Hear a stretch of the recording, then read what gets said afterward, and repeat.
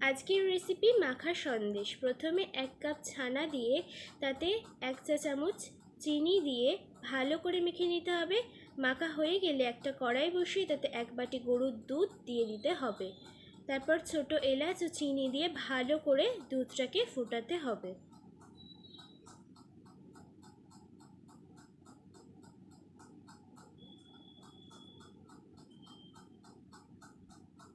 অন্যদিকে একটা পাত্রে ঘি মাখিয়ে রাখতে হবে। কড়াইতে থাকা দুধটা ভালো ঘন হয়ে গেলে তাতে আমরা আগে থেকে মেখে রাখা ছানা দিয়ে দেব।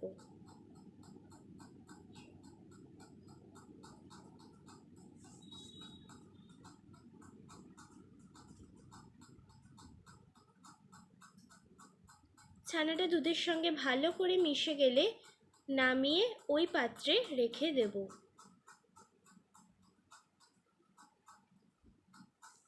তারপর ঠান্ডা হয়ে গেলে এটাকে আমরা সার্ভ করব। ভিডিওটা ভালো লাগলে সাবস্ক্রাইব করবেন। Thank you.